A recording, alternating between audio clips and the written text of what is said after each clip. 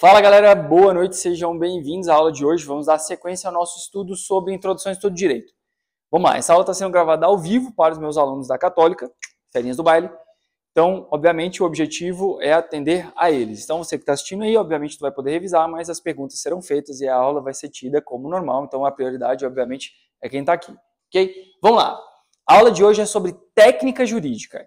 Então, quando a gente pensa em técnica jurídica do quê? A norma ela é feita com base em uma ciência, me explico, organizada de uma forma em que possa ser compreendida por aqueles que irão tanto aplicar quanto estarão submetidos a ela. Então, existe uma técnica. O direito ele é uma ciência e, por isso, ele tem que preencher algumas coisas. Vamos lá.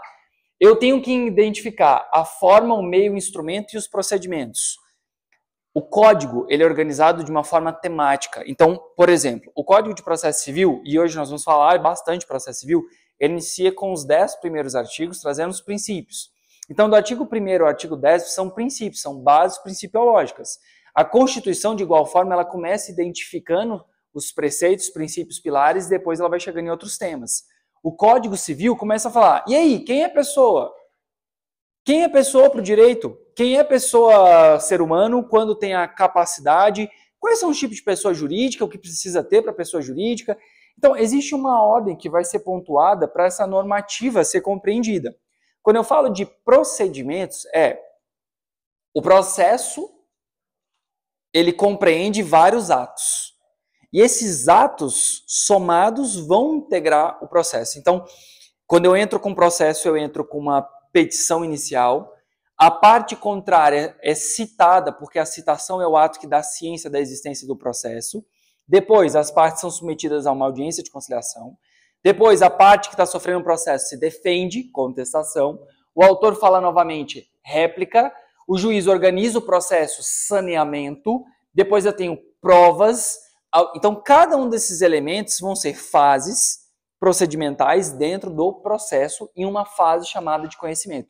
Traduzindo, o direito ele tem que trazer consigo uma técnica tanto de norma como ela vai ser organizada, como ela vai ser interpretada, como ela vai ser disposta, como ela vai ser aplicada procedimentalmente. Então, isso que nós vamos estudar.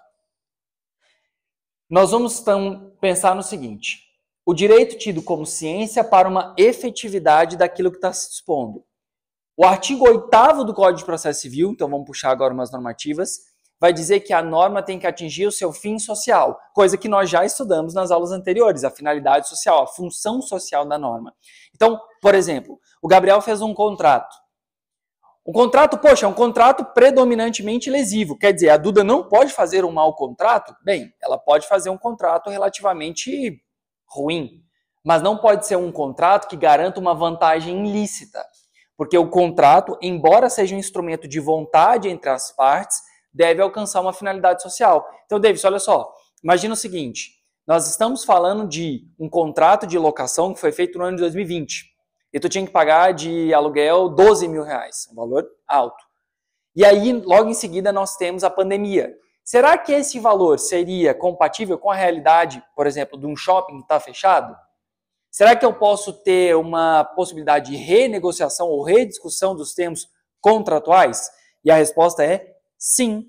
Embora o contrato faça lei entre as partes, pacta sunt servanda, ele deve alcançar uma finalidade social, uma função social. Então, me permite revisitar os termos que foram pactuados. Então, as normas, elas também devem alcançar uma função da norma, beleza? E aí nós vamos encontrar em Alexis e Dworkin basicamente como a gente vai fazer a interpretação e sopesar eventualmente num conflito aparente de normas. Então, nesse primeiro momento, técnica vai ser a análise sobre meio, forma e procedimentos que a norma vai alcançar, o direito vai alcançar a sua efetividade. Até aqui de boa? Tranquilos? Massa. Espécies. Vamos começar analisando a técnica de interpretação. Essa daqui nós teremos inclusive outras aulas sobre esse assunto, beleza? E a primeira técnica de interpretação é a mais básica de todas. É aquela referente ao significado gramatical. Então, ó, técnica de interpretação é atrelado ao significado e ao alcance. E a primeira, gramatical. A gente coloca assim, Bruno, se eu digo, é defeso chegar atrasado na aula. O que tu entende com isso? Quase nada. Ju, o que tu entende como é defeso chegar atrasado na aula? Tá vendo que essa palavra, ela gera uma certa dúvida? Porque quando tu pensa na palavra defender, te dá uma ideia de defesa, proteger. Só que a defesa significa o contrário, significa que é proibido. Então, se fosse olhar no sentido exato da palavra, defeso significa proibido. Então, inclusive, é uma tendência do judiciário agora se desvencilhar desse português que não é acessível, e a reforma do código também prima isso, justamente por quê? Porque a linguagem ela tem o seu significado e ela é importante para ela ser devidamente compreendida. Só que para além daquilo, para além dessa ideia, eu tenho outra coisa importante, que significa o quê? Bem, o que a norma quer dizer quando está escrita daquela forma? Então, eu tenho que analisar que algumas normas realmente vão ter um teor meramente gramatical e eu consigo interpretá-las. Outras eu vou ter que escolher outra forma de interpretação. Vamos lá para um exemplo. A Nicole olhou o artigo 226 da Constituição e estava escrito assim: a união estável se dá entre homem e mulher. Será que o objetivo da Constituição é proteger união estável entre gênero masculino mais gênero feminino? Será que é a isso que se presta a Constituição? Porque o título está da família. Será que ela protegia gênero ou ela protegia a entidade familiar? Entidade familiar. Então, se eu fizer uma interpretação estritamente literal, gramatical, ela não vai atingir a finalidade da norma. Então, exatamente, ela não traz o que buscava, o significado propriamente para além do texto. Exatamente, que é uma forma que às vezes pode resolver. Porque o artigo 319 do Código de Processo Civil diz: a petição inicial deverá constar competência, local onde vai se processar, qualificação das partes, os fatos, a causa de pedir e os pedidos. Então, de fato, tem que estar presente aquilo ali. Então, não me permite uma análise para além da letra da lei, porque é o que tem que constar. Quando ela exige uma interpretação, sim, mas às vezes, Ju, o que vai acontecer é a norma já vai trazer a integralidade dos termos que eu preciso. Então, quando está escrito exatamente, por exemplo, no caso da petição inicial, deve constar. É um requisito, é checklist, tem que estar presente. Então, Vitor, quando eu pego o 319 do CPC, que é o artigo principal das petições iniciais, eu tenho que preencher aquilo. Então, não abre uma margem para qual é a finalidade. Não, toda peça tem que ter um local onde será processada a competência, tem que ter a qualificação, que é a identificação. Eu, fulano de tal, processo alguém. E tem que ter uns fatos, e eu tenho que ter um direito, o que tu consegue adequar com o ordenamento jurídico, e tem que ter um pedido. Então, toda petição inicial necessariamente deve ter esses requisitos. E por isso, nós podemos falar que essa interpretação gramatical literal, ela se adequa a esse dispositivo. Agora, o 226 sobre a unidade familiar, não. Porque senão me permitiria uma análise muito limitada do direito, estritamente de forma gramatical. E o que eu quero que vocês tenham aqui de ponto importante? Uma forma de interpretação não necessariamente exclui a outra. Elas coexistem. A diferença é que determinadas normas vão buscar uma interpretação mais voltada a uma linha gramatical e outras não. Beleza? Diga. É quase igual ler o livro do Kafka. Exatamente. Quando tu lê o livro O Processo do Kafka, se você pegar por uma linha estritamente literal, você vai identificar, vai sair dos elementos abstratos e vai identificar que era uma pessoa que sofria uma opressão de um processo que, enfim, que não era respeitado, uma burocracia. Agora, quando você enxerga ele por uma conotação maior, jurídica, uma questão assim mais abstrata, você consegue entender a angústia que a falta de lisura processual traz para o tutelado. Então, vai para além de uma pessoa que se lasca, vai para um estigma, vai para uma sensação, vai para como uma mazela processual consegue afetar o indivíduo que se submete a um processo injusto. Vamos pegar um caso recente. Todo mundo viu o caso lá do cara que ficou condenado no caso da 103 Sul, que deu aquele BO. Se formos a fazer uma análise estritamente normativa, beleza, aplicação gramatical da coisa, é uma pessoa que foi condenada de forma indevida. A condenação de forma indevida enseja uma reparação civil, beleza. Agora, quando a gente vai para o além disso, qual é o efeito de uma condenação indevida? Qual é o efeito da descredibilidade causada por um processo injusto? E aí a gente rediscute e ressignifica normas. A gente busca verificar, por exemplo, será que a prova coligida, que foi angariada na sede de inquérito, ela é unânime, ela é absoluta, ela é definitiva para a condenação de uma pessoa? E aí a gente começa a discutir outros termos com a função da própria norma e do próprio processo. Show? Beleza? Bem, então a primeira, interpretação gramatical. A segunda é voltada para uma questão de coerência interna. Significa dizer o seguinte, bem, as normas, elas têm que ter uma integração. Elas têm que ter uma coerência. Então, se eu falo uma coisa no artigo X, eu tenho que falar outra coisa no artigo Y que se complete. As normas, elas não brigam entre si. Elas têm que agir de uma forma em que elas se harmonizem. Então, eu peguei aqui o artigo 489, parágrafo 1º do Código de Processo Civil. Porque o que esse artigo diz? Esse artigo diz que não se considerará a sentença como fundamentada quando... O artigo 489 fala, são elementos da sentença. E o 489, parágrafo 1º, vai falar o que é fundamentação da sentença. Então, veja, eu não falo que a petição inicial tem que ter fato, direito, pedido? Sim. Quando eu pego o artigo 489, parágrafo 1º da Constituição e eu falo, olha, para fundamentar tem que verificar a jurisprudência, não pode se limitar a falar que aplica o artigo da lei, tem que fazer a análise do caso concreto com o direito. Porque, veja, se eu falo para o jurisdicionado que tu tens que trazer a relação entre fato e o direito, o juízo, quando for decidir, também tem que fazer a mesma correlação. Uma correlação entre explicar o que o seu caso tem a ver com aquele direito que eu estou decidindo e por que ele se aplica ou não à jurisprudência tal ou tal.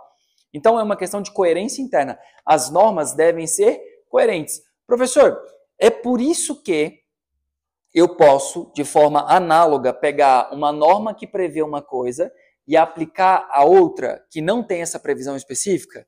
Sim, porque precisa ter uma coerência entre as normas. Beleza? Uma interpretação que se permita ser coerente. Até aqui de boa? Beleza? Vamos, por exemplo, no direito penal? Bora. Eu tenho uma legislação. Eu tenho aqui a lei de drogas. Quando a pessoa está fabricando anabolizantes, e ele bota para vender isso. A lei de drogas tem tráfico privilegiado, redução da pena para o primário. E o cara que trafica substâncias anabolizantes, medicação, que também está traficando uma substância, não tem o tráfico privilegiado. Eu preciso trazer uma congruência, não preciso? Então eu posso puxar esse elemento aqui e aplicar essa mesma circunstância porque eles são semelhantes? Posso. Se eu for fazer uma interpretação estritamente gramatical, não, porque não estaria previsto. Agora, se eu faço uma análise com relação a uma coerência entre as normas do ordenamento jurídico, eu posso pegar uma norma de um canto e fazer de forma análoga com outro. Beleza? Show? Lembrando que a LINDB prevê a aplicação de forma análoga, costumes e princípios. Beleza? Na verdade, é subsunção do fato à norma. A subsunção do fato à norma entra na questão da jurisdição por um princípio que, inclusive, está aqui, é chamado de princípio da criatividade. Eu enxergo o direito, mas eu preciso aplicar o direito ao fato. O direito, se eu não aplicar ele a uma circunstância de fato, é só letra de lei. Aqui está escrito, é só letra, palavra e folha. Então, a criatividade é uma função do juiz, julgador, ele vai ter que verificar a circunstância que está vivenciada pelas partes e aplicar um direito àquela circunstância. Então, sempre lembro do caso da Carolina Dickmann. Carolina Dickmann, quando passou por aquele infortúnio do vazamento de nudes, foi em 2018-1. Em 2018-1, isso não era crime. Mas nós tínhamos no Código Civil o seguinte previsão: aquele que causar dano a outrem será obrigado a repará-lo. Aquele que por ato ilícito causar dano a outrem será obrigado a repará-lo. Então não falava nada de nudes no Código de 2002. Mas aquele que causar dano a outrem. Qual dano? Dano. Dano pode ser moral? Pode. Pode ser estético? Pode. E aí eu vou lá e consigo amoldar. Isso é chamado de princípio da criatividade em volta à jurisdição. Show? Beleza? Até aqui de boa? Tranquilo? Beleza. Então, agora, imagina o seguinte, coerência interna entre as normas, agora uma coerência sistemática, onde eu tenho que verificar o seguinte, o ordenamento jurídico tem que ter uma coerência.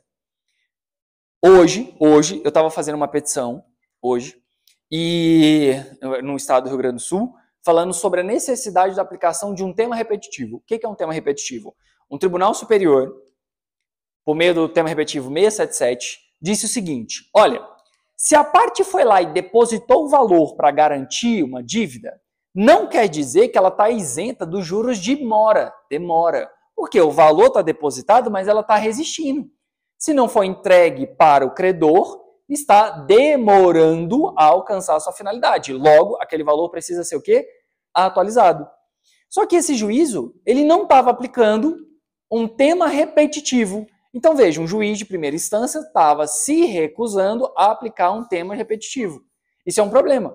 Porque o artigo 926, o que ele faz? Ele cria, o exemplo, ele cria algo que a gente já estudou, que é a uniformização de jurisprudência. Então é a questão dos elementos de uniformização, a ordem de julgamentos dos tribunais, em que um juízo de primeira instância, segunda instância, deve obedecer, por óbvio, às orientações dos tribunais superiores. Então a análise sistêmica, ela vai verificar como é que o tribunal superior entende determinada matéria e como é que eu, que estou aqui na ponta da lança, vou poder interpretar. Será que eu posso destoar demais? Será que eu posso destoar? Será que eu tenho que necessariamente seguir? Então, nós já vimos isso. Eu até posso destoar, eu até posso ser contrário a um entendimento desse, desde que eu mostre que há uma distinção ou aconteceu uma superação. Lembra disso? Distinção e superação? Beleza. Salvo essas hipóteses, eu não posso simplesmente meter o louco e não seguir o entendimento que um tribunal superior está determinando. Tranquilos? Isso é uma questão de análise sistêmica. Quando a gente estudou segurança jurídica, lembra que a gente falou da necessidade daqueles princípios de previsibilidade, calculabilidade? Então, existe uma previsibilidade com base na jurisprudência. E o nosso código elegeu isso quando ele colocou os ordens de julgamento do tribunal e a uniformização de jurisprudência. Até aqui, ok? De boa? Top.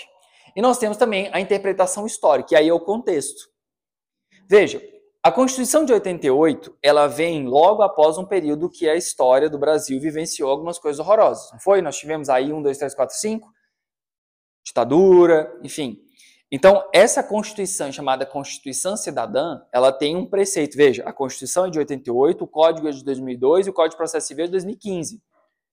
E o Código Penal é de 1940. Mas qual que é o ponto importante? Ela traz no artigo 93, inciso 9, que todas as decisões devem ser fundamentadas, seja administrativas ou judiciais. Por quê? O Gabriel está no exército. Ele pode ser preso de forma arbitrária? O Leandro sofreu um PAD no serviço público porque fulano não gostava dele. É assim que funciona? O Flávio foi excluído do serviço público por conta de uma exclusão direta, sem fundamento. Pode fazer isso? Não, turma. Então veja, quando eu falo do contexto histórico a que se presta aquela norma? Para que se presta aquela norma? Qual é o intento daquela norma? Isso aqui é interessante.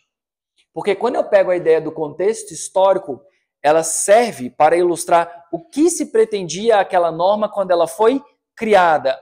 Caso interessantíssimo, STJ, recente, sobre a possibilidade da aplicação da Lei Maria da Penha. Vamos lá, a Lei Maria da Penha, ela nasceu em qual contexto, turma?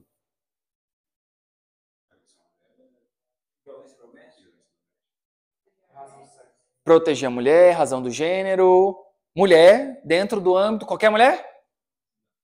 Na rua, se por exemplo jogou uma cadeira lá desavisada, é violência doméstica? E tem que ser dentro do meio do âmbito doméstico. Então tinham-se ali círculos de incidência, círculo interno, círculo transitório, a pessoa que mora, a parente ou a amiga que estava lá passando uma temporada, a ex-namorada que não estava mais presente. Então foram criando círculos de aplicação, ok? Na data de hoje, nós estamos em outubro de 2025, nós tivemos uma decisão recente do STJ permitindo a aplicação da Lei Maria da Penha para casais homoafetivos gênero masculino.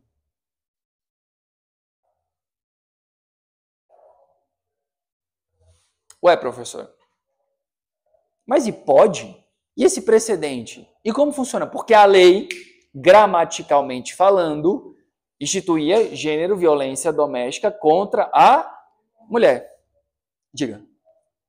Professor, então, tipo assim, se o namorado de uma mulher bater nela no meio da rua, ela não pode usar a Lei Maria da Penha? Ó, lembra, isso pode. Lembra, são os 3 ciclos.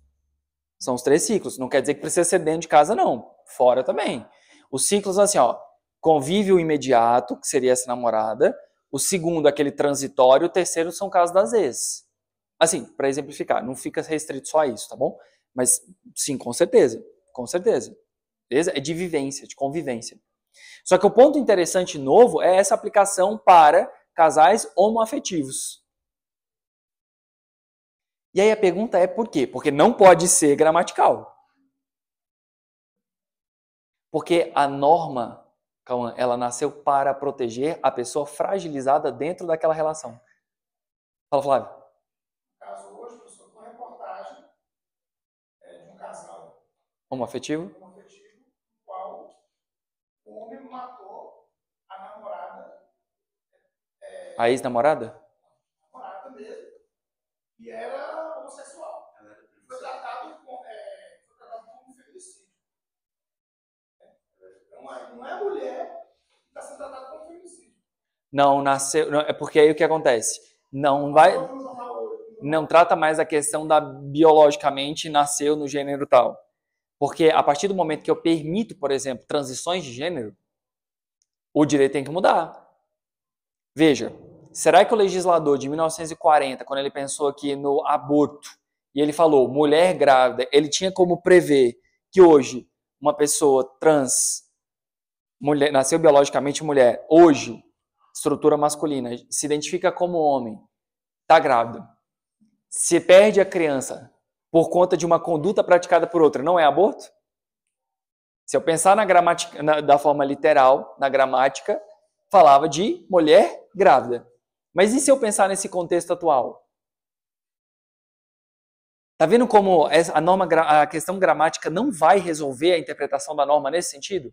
Então, essa decisão do STJ é muito interessante. Por quê? Porque ela entendeu que dentro da relação domiciliar pode existir a figura da parte fragilizada independentemente do gênero. Então, qual é o objetivo da norma nesse caso agora? Proteger a parte mais frágil. Mas nesse caso, parece que nesse caso, agora uma mulher trans. Se não fosse a relação lá homoafetiva, são dois homens lá, eles não têm nenhuma característica para identificar, porque assim, a lei não se aplica se a Maria da Penha não se aplica caso a mulher agrida um homem, e nem se é feminicídio se a mulher matar o homem. Isso. Então, nesse caso, se aconteceu um tipo de crime desse, o cara fala assim, não, eu era a mulher A da vítima. relação. Não, é esse o negócio. Aí muda a ideia de ser mulher. É assim, é a figura de opressor e oprimido. Então, mas assim, no caso... Tira o gênero e vira opressor e oprimido. Sim, no caso de uma relação homoafetiva. Isso. No caso de homem e mulher... Casal heterossexual. Entende da forma lá, gramatical. Né? Exatamente, por enquanto. Porque imagina o seguinte, tu é casado com a Ronda Rousey, aquela lutadora de MMA. Meu irmão, pra tu não ser o oprimido, tu tem que ser brabíssimo. Entende? Então, tipo isso. Mas uma falácia, turma, é achar que não há proteção, tá? Tem medidas cautelares também. A diferença é porque a Lei Maria da Penha é uma lei de procedimento. Ela só tem um crime. E é muito interessante, porque quando tu fala assim, pô, fulano pegou uma Maria da Penha. Não tem crime Maria da Penha, turma. É uma norma de procedimento. O único crime previsto até esse ano, 2025, que tem previsto dentro da Lei Maria da Penha é o descumprimento de medida protetiva. O resto está onde? No Código Penal.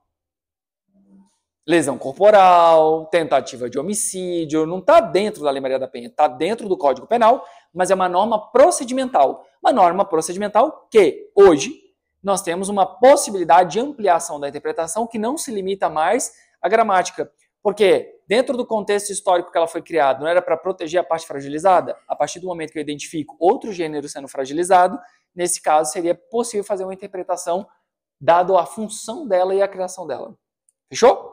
Tranquilos? Gurizada, isso é importante pra caramba quando vocês forem atuar na prática. Porque a gente pega esses exemplos mais emblemáticos, mas o que acontece é o seguinte, às vezes tu está falando de reserva de vaga para gênero tal no concurso público, ou seu cliente foi eliminado por conta da idade, por conta de alguma coisa, ou o contrato teve tal solução. O Cauã não sabe ler, mas assinou um contrato, caso da semana passada, um contrato, ou o contrato, Cauã, presta atenção. Seguinte, tu quer quanto de empréstimo? 20 mil, beleza, eu faço aqui. Pegamos o contrato, estava escrito assim, ó, Taxa de juros pré-fixado, não vai aumentar. Cauã, ó, massa. Cauã tem até o ensino médio ali incompleto. Massa, top de bar. 96 parcelas, opa, muito bom. De quanto? 400 e pouco. Não dou conta de pagar. 96 parcelas disso, irmão. No final estava o seguinte, o cara estava fazendo um empréstimo de 80 e tantos mil e estava recebendo 19. Daí vem a instituição financeira e fala assim, não, mas ele não pode alegar desconhecimento, ele assinou o contrato. Pergunta! Se eu for fazer uma análise gramatical, a instituição financeira tem razão, não tem? Agora, será que a função social, o sistema, ele guarda coerência e uma lógica de proteção com o Código de Defesa do Consumidor? Será que, nesse caso, a literalidade do que está escrito no Pacta Sunt Servanda, ou seja, o pacto entre as partes tem força de lei, será que é para isso que se prestava essa norma? Não. Então, se eu for na interpretação exclusivamente gramatical, eu não resolvo esse caso. Não foge só da isonomia. Foge a outros elementos. Vai muito mais além. Vai muito mais além. A função social do contrato, a paridade, tudo. O enriquecimento sem causa, entendeu? O proveito, indução, o vício de consentimento. Então, tem várias circunstâncias que a gente tem que observar. E ele é causal. Vocês vão fazer um tribunal do júri. E nesse tribunal do júri, não sei se vocês já leram o livro, mas uma pessoa foi executada para servir de alimento para os outros. E a pergunta é, se aplica a norma, se interpreta com o que eles estão vivenciando lá, ou se aplica com o que está se vivendo fora? Ah, professor, mas o caso do livro é muito fora. Mais ou menos. E se eu falar para vocês que no presídio tem moeda e tem código de ética dentro do presídio? Isso serve para não dá para se criar norma para ela a norma para cada caso é necessário haver. Exatamente, é imprescindível, tem que ter interpretação. Mas lá nesse caso ele fizeram uma coisa inteira. Mas aí no caso não sei, vai que tu cai na defesa, não vou dar spoiler, vocês estão querendo puxar spoiler das séries, não vou falar. Beleza? Então vamos falar sobre aplicação. A norma, obviamente, turma, ela não enxerga, por isso que a Temis ela está vendada, porque o direito não vai pegar simplesmente e enxergar de forma causal. É claro, aquela balança é para tentar equilibrar a quem está sendo aplicado. E aí isso faz muito sentido com relação à aplicação da norma. Então, técnica de interpretação nós vimos, agora técnica de aplicação. Porque quando o julgador vai analisar, veja, uma coisa eu falei do Cauã, falei que ele não tinha nem o ensino médio completo, outra coisa eu pego aqui Maria Eduarda, advogada. Como que Maria Eduarda me assina um contrato com uma taxa de juros de 4,8 mês e no final um valor de 19 virou 80? Ela vai poder alegar a ignorância da norma?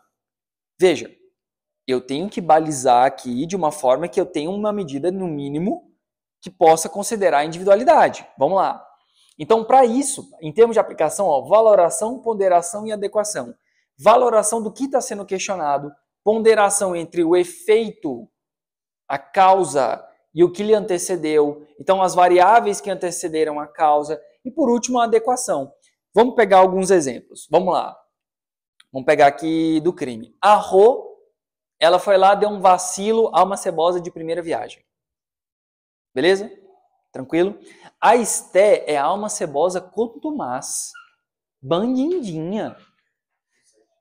Na hora da aplicação da pena, turma, as duas cometeram o mesmo crime. A Rô e a Esté. Na hora da aplicação da pena, as duas vão ter a mesma pena? Por que não? Mas veja, a pena, vai lá, sei lá, 1 a 5 anos, um furto. E aí? Mas a norma diz que foi incidente, alguém vai Isso é questão social. O que a gente faz quando aplica a dosimetria da pena nada mais é do que fazer um juízo de valoração, ponderação e adequação ao caso concreto. Se eu falo para vocês que a pessoa foi lá e cometeu um crime, um furto, quanto? 500 conto, 500 pila. De carne porque estava passando fome e aí foi lá e furtou a compra do mês para levar para a família. Pô, professor, peraí, aí bateu aqui no coração. Mas, essa alma cebosa aqui furtou um celular tijolão de R$500. Bandidinha, pena de morte.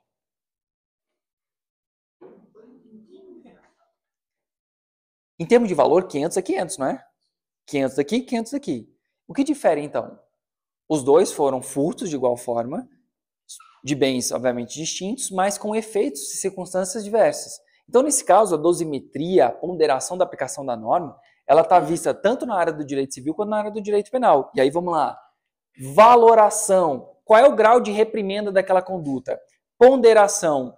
Vai fazer sentido? Vai fazer sentido aplicar uma pena máxima para esse cara, para essa guria? Tem como ter algum grau de regeneração? Faz sentido dentro do contexto das variáveis? E a adequação. O que a norma diz? O que está escrito? Eu tenho ASO para poder, eu tenho forma para poder aumentar a pena, diminuir a pena, até onde eu vou poder aplicar? Até onde eu posso revisar um contrato? Imagina o seguinte, clássica essa aqui, ó. Vamos lá. Gurizada, alimentos. Alimentos. Beleza? Vamos pegar aqui quem? O Léo. O Léo foi lá e teve um filho. Ok? Teve um filho. E aí ele foi condenado a pagar mensalmente alimentos, um salário mínimo de alimentos. Ok? Ok? Razoável? Beleza, ele contrai um novo casamento e tem um sonho de ter filho. Ele pode entrar com uma ação revisional para pedir para diminuir os alimentos porque a esposa dele está desempregada?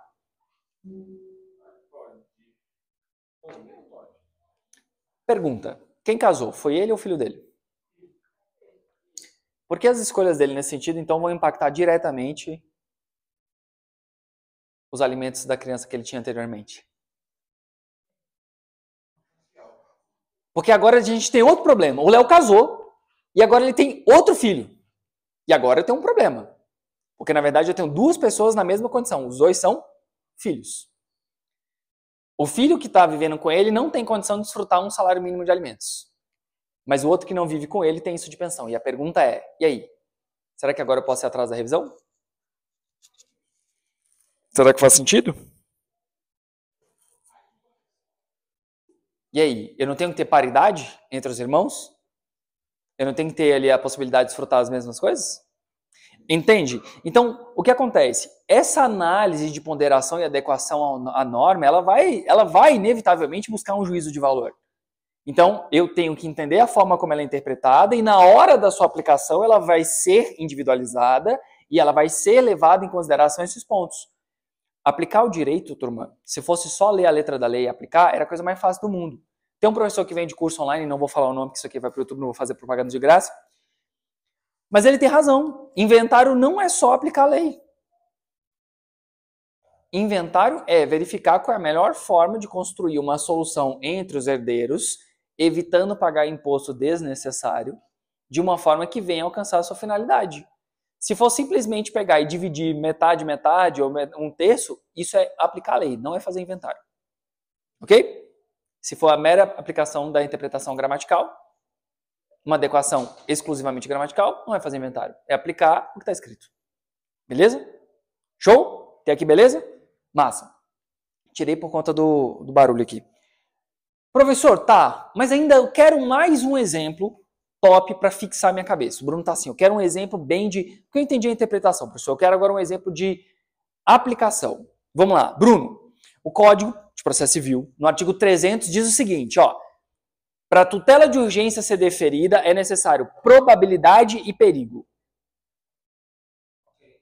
Aí você pensa assim, tá, daí, o que é probabilidade e o que é perigo? Tipo, probabilidade é o quê? Chance de ganhar tá 50%, eu acho. Não. É essa que é a margem? Qual que é a lógica de uma probabilidade ou de um perigo? O que é perigo?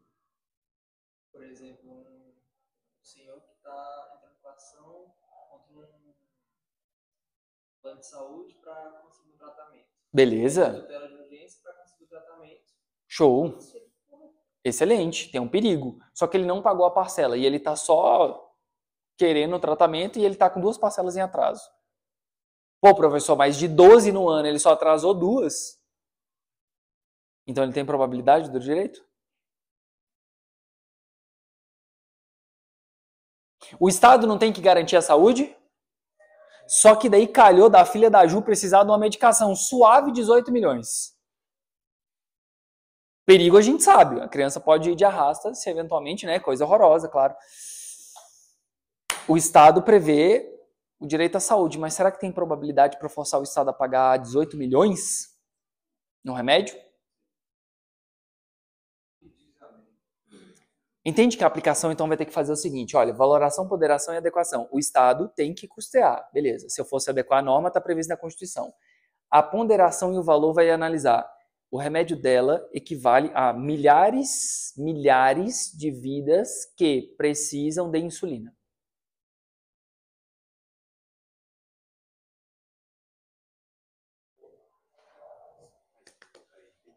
Mas eles excluem o direito dela e o que está. Não exclui. Então ela continua mesmo salvando milhões de vidas ou uma vida, o Estado tem que cumprir o seu papel, que seria O garantidor? o garantidor. Então, Edivaldo, esse é o problema.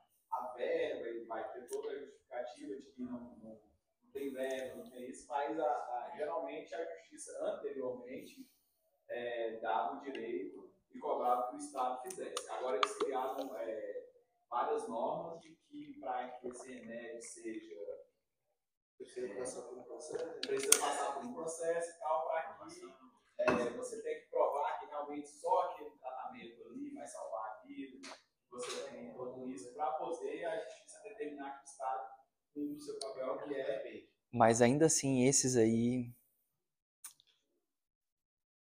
Tem um caso muito interessante da Chiara, de Águas Claras.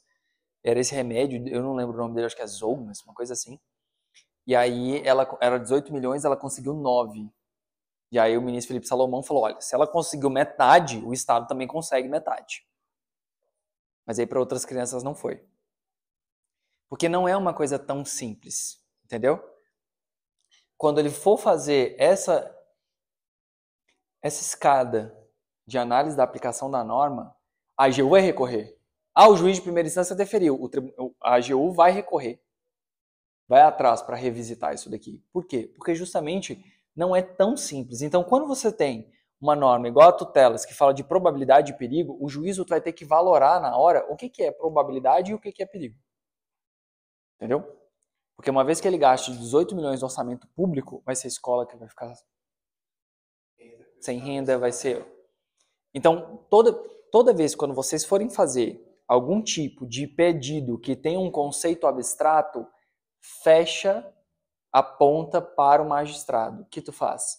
Tu já coloca valoração, ponderação e adequação dentro da sua escrita. Já antecipa para o juízo a forma como ele tem que buscar fazer análise de valoração sobre probabilidade e perigo. Assim você consegue garantir que eventualmente aquela demanda tem máxima urgência ou não. Ok? Show? Beleza? Top. Sobre o conteúdo técnico. Gurizada, aqui é mais para nível de prova, de concurso de carreira, menos na prática, mas é mais para vocês entenderem. Vamos lá. Nós vamos dividir sobre o conteúdo entre formal e substancial, mérito. Formal. Formal vai estar tudo aquela ideia sobre como vai ser apresentado. Então, tem que ser na língua portuguesa. Professor, mas tu fala vários princípios que estão em latim e vários princípios em inglês. Beleza, mas no nosso código vai estar escrito distinção ao invés de distinguishing. Pacta sunt servanda vai falar que o contrato é a manifestação de vontade entre as partes. Periculo in mora, perigo da demora. Então, a normativa ela tem que ser acessível e por isso que nós temos um movimento de acessibilidade da linguagem para que as pessoas possam entender as decisões judiciais. O ministro Barroso acabou de sair, mas era uma das pessoas que mais falava sobre a necessidade de fazer um vernáculo mais acessível, que o jargão seja apto a trazer uma convicção de certeza, ou seja, que as pessoas entendam o que está sendo dito. Então, a linguagem é uma forma sobre a técnica. Então, a linguagem, como aquilo é apresentado e a publicidade. Então, o código ele tem que ser feito de uma estrutura que seja concatenada em língua portuguesa e que haja publicidade das normas. Publicidade do direito.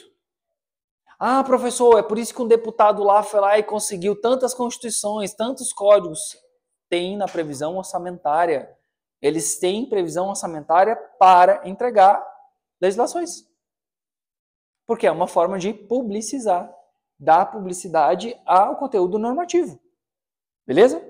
Tranquilos? Show de bola? Substância, o mérito. Então veja, aqui quando eu falo de técnica, ele tem que trazer os conceitos e definições. Mas não se esqueçam, embora o nosso ordenamento jurídico tenha definições e conceitos, eu tenho normas que precisam de complemento. Exemplo, norma penal em branco.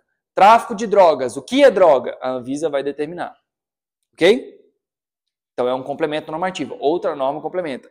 Agora, tem outras que terão que ser interpretadas, a gente volta de acordo com o sistema jurídico. Então, ato jurídico perfeito. O que é um ato jurídico perfeito?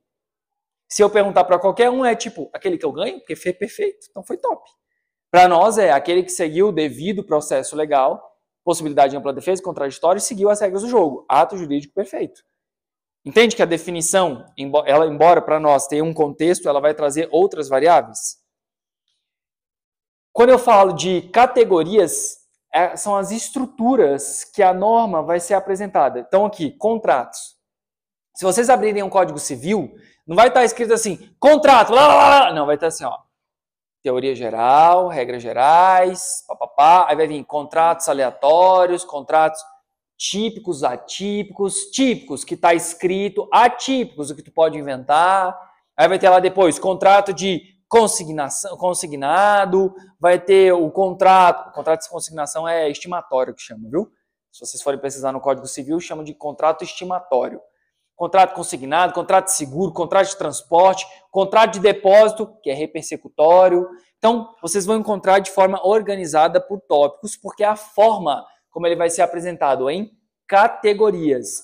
Professor, dá outro exemplo. Claro, crimes contra a vida, crimes contra o patrimônio, crimes contra a dignidade sexual, crimes contra a administração pública. Beleza? Show? Categorias. E aqui é onde o instrumento jurídico permite presunções e ficções, e aí a gente tem que fazer um pause. O ordenamento jurídico no mérito, ele tenta buscar o máximo de conceitos, de respostas, ele vai tentar ao máximo te dar certeza dos conceitos e definições. Mas, às vezes, você vai ter resultados que são presumíveis, presunções decorrentes da norma. Vamos pegar dois exemplos. A primeira é chamada de revelia. E o que é a revelia? Revelia é a falta de defesa. Eu entro com uma ação contra o Clebson. Ele não apresenta defesa. Quer dizer que eu ganhei o processo? Ele, por não apresentar defesa, ele é revel. Só que será que eu vou ganhar o processo simplesmente porque ele não se defendeu? Clebson, você tem uma Ferrari? Pois eu falei que bati na sua Ferrari. Tu recebeu aquela citação, tu achou até que era golpe, não se defendeu. Falou, oxe, tá de louco. Maluco prateado. Eu falo que eu bati a minha Ferrari na Ferrari dele. Eu não juntei nem o documento de propriedade daquele bem. O estagiário deixou passar, o juízo foi lá, citou, ele não foi na audiência de conciliação, foi revel. Não trouxe defesa, revel. O juiz vai julgar procedente por conta disso? Mas ele poderia, se tivesse elementos de convicção mínimo? Poderia. Então, a revelia, ela traz o que a gente chama de presunção iuris tantum. É verdade se coadunar fizer sentido dentro do processo. É verdade até que se prove o contrário. Iuris tantum. É presumível até que se prove o contrário. Nesse sentido, segundo semestre, iuris tantum é relativo ou absoluto? Relativo. Se é verdade até que se prove o contrário, então é uma presunção relativa. Ok? Eu tô imaginando a galera assistindo no YouTube e falar, caraca, segundo semestre a galera tá... Meu irmão, a galera deve estar com vontade de morrer na sala. Tão mesmo. Todo mundo morto. Beleza? Exaustos. Pegaram a questão da revelia? Entenderam essa questão de presunção de veracidade? Agora a palavrinha ali, ficta, que a maioria perguntou, que desgrama é essa? Ficta, turma, significa presumível. Então, citação não é o ato de dar ciência da outra parte da existência de um processo? Então, o que é citação ficta? Quando eu presumo que a pessoa recebeu a comunicação do processo. A Duda foi citada de forma ficta, ou seja, presumida. No nosso ordenamento jurídico, nós temos duas citações fictas. Uma que é chamada de citação por hora certa e a outra chamada de citação por edital. A citação por edital, ela é cabível quando você tenta achar a pessoa de tudo que é forma e não sabe aonde a pessoa está. Antigamente, a galera mais nova não sabe não. Vocês já ouviram falar, jornal? Um negócio cinza, assim, muito usado no banheiro, tal, jornal. Jornal era bastante comum na nossa época aqui, jornal. Era habitual, tal, um negócio grandão, assim, dobrava, tal. Na minha voz, você me lascou, pô. Aí tu me lascou. Ah, não, isso aí tinha meus ticketzinhos mesmo, isso rolava de promoção. Do nada. Do nada. Do nada, disquete, coisas que vocês nem... Ixi, meu amigo. Só que, olha, lá atrás, e eu só acredito porque eu vivenciei isso daí, a citação por edital, ela exigia o quê? Que a parte que queria essa citação por edital, ela tinha que pagar para aparecer no jornal, ou na rádio, ou, juro, estava eu em Aurora do Tocantins, no carro de notícia. E era assim, um carro, tipo o carro do ovo, gritando, fulano, citado por edital no processo tal. Inacreditável. E aí tu fazia a prova juntando no processo que teve o pagamento, que a pessoa foi lá e fez o negócio. Justamente porque a citação por edital, turma, hoje, vocês pesquisam o nome de vocês no Google todo dia, né? Mas na citação por edital, presume-se que de 20 a 60 dias vai ficar numa publicação eletrônica e quando tu pesquisar o teu nome vai aparecer lá. Algumas varas colocam a lista de publicação por edital aqui e presumidamente a gente costuma frequentar os tribunais e aí você vai ter ciência que foi feita a publicação por edital. Então ela é feita de forma ficta, presumida. E o nosso ordenamento jurídico admite isso. Então há uma presunção ficta, beleza? De citação por edital. E hora certa é quando o oficial de justiça vai pelo menos 2 vezes. Imagina o seguinte, vamos lá, Duda, qual é o seu sobrenome? Valverde, beleza. Ah, eu tô procurando o seu Carlos Valverde, ele está? Não. Como é que tu te chama? Maria do Valverde. Ah, tá. Aí sempre tem, vai na vizinha fofoqueira. Bom, conhece Carlos Valverde? Aí a vizinha fofoqueira, conheço demais, menino bom, sai cedo para trabalhar. Aí chega à noite. Tudo bom? O seu Carlos Valverde já chegou? Não? Como é que você se chama? Thiago. Valverde, né? Valverde. Entendi. Então o negócio é o seguinte, irmão, amanhã, 6 horas da manhã, eu tô aqui. Se o Valverde principal não tiver, eu vou entregar para ti ou para a vizinha, ou o que seja. Vocês vão receber essa citação. Quando tiver indício de ocultação e por mais de uma vez o oficial de justiça for tentar citar, ele certifica que teve essa tentativa de se ocultar e quem foi que ele encontrou. Daí ele pode fazer a citação por hora certa, que ela pode ser o quê? De natureza ficta, presumida. Entenderam? Presume-se que ele vai receber. Por hora certa, que é essa do oficial de justiça.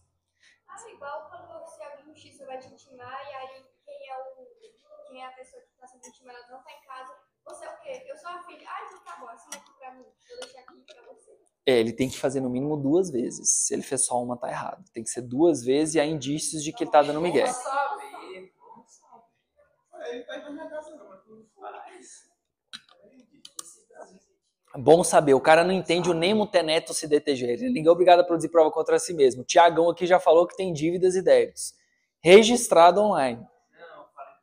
www, World Wide Web. Tô sério. Fechou? Tranquilos? Turma, a partir daqui, a gente começa com uma outra pegada. Mas até aqui, ok? Compreensível? Tá, vou tentar deixar o mais resumido possível para vocês pegarem a característica mais importante de cada um deles. Robert Alexy, turma, ele tem várias linhas de pensamento interessantíssimas e dentro delas ele vai falar sobre dimensões dos direitos, dimensões dos princípios. Que é basicamente o seguinte, como que eu vou ponderar o direito à vida e o aborto ao mesmo tempo?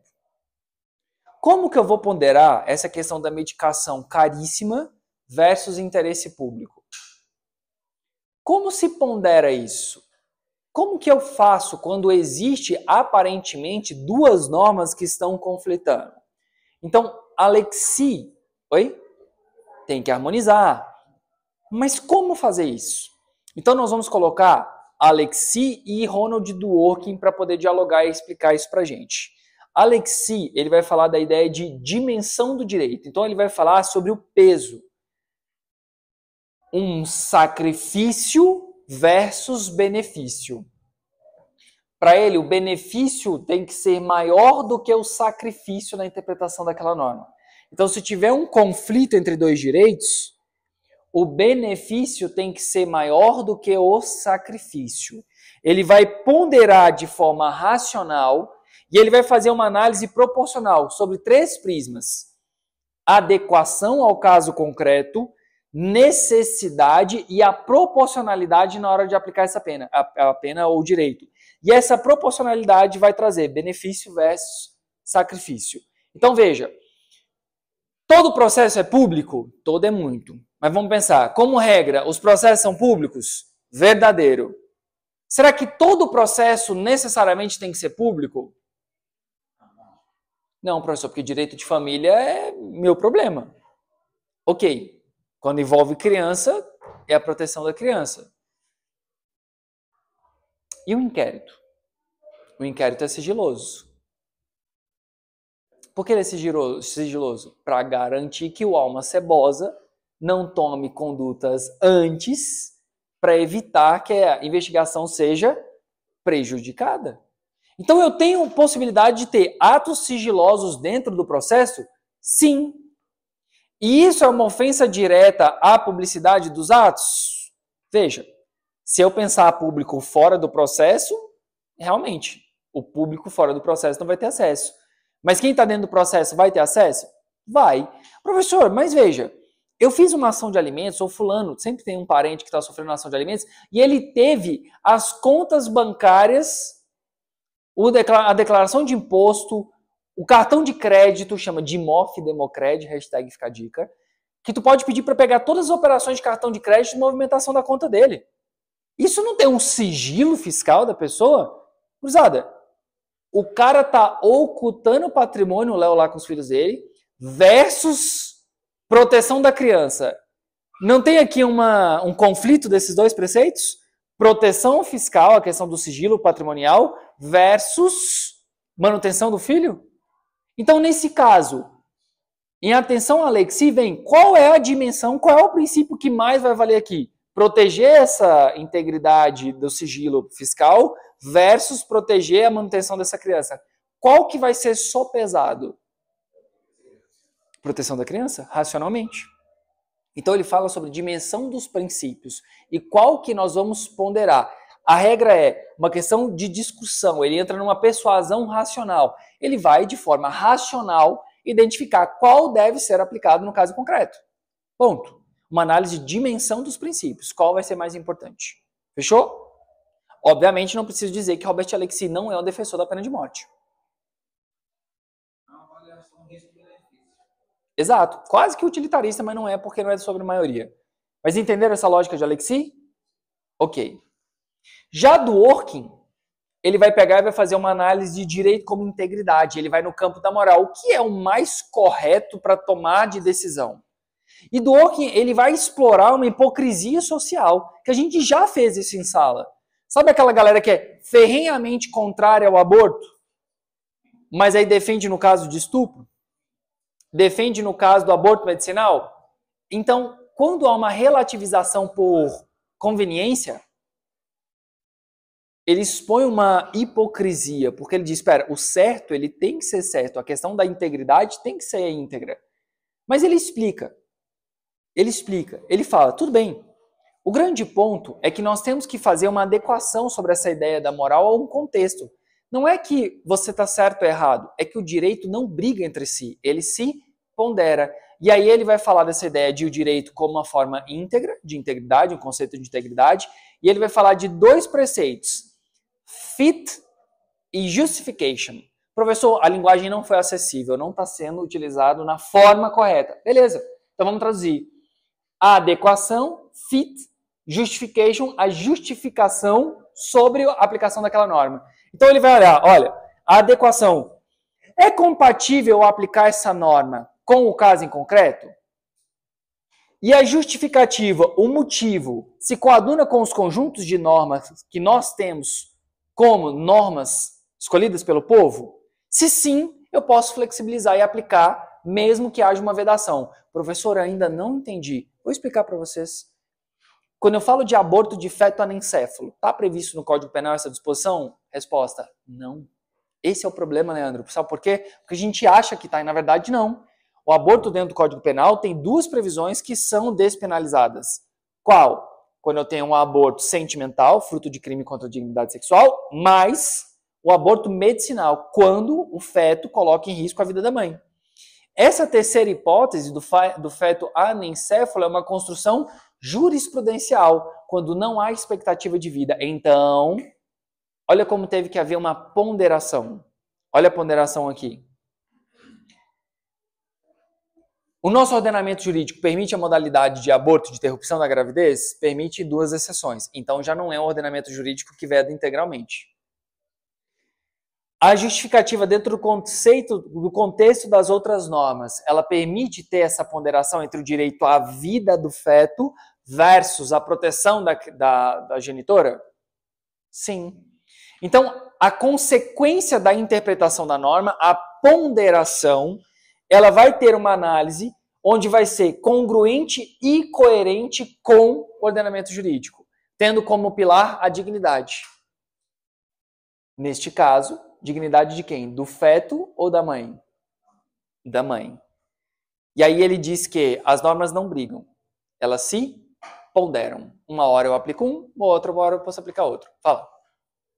Tem muitos casos de mães e pais que entram na justiça de aborto devido já fez exame e sabe que o bebê vai nascer certo, e não vai viver bem. Já tem um caso que os pais pedem? Tem. Não, tem, mas olha só. Eu acho que eu cheguei aqui a falar em sala já uma vez. O caso paradigma que nós utilizamos e nós importamos é o caso Baby Doll. O caso Baby Doll foi uma criança que tinha síndrome de Down. Ela nasceu, agora eu não lembro, realmente não lembro se é 1970 ou 1980.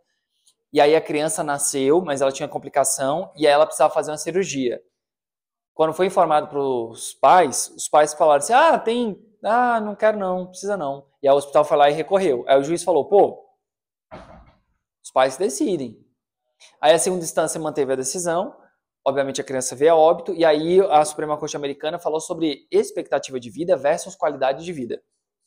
Então, a expectativa de vida é diferente da qualidade. Se tem expectativa de vida, não pode tirar. Não pode ter interrupção.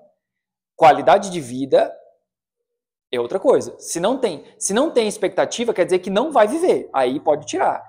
Se não vai ter qualidade de vida, se eu tiro, eu estou falando de uma medida de discriminação, eugenia.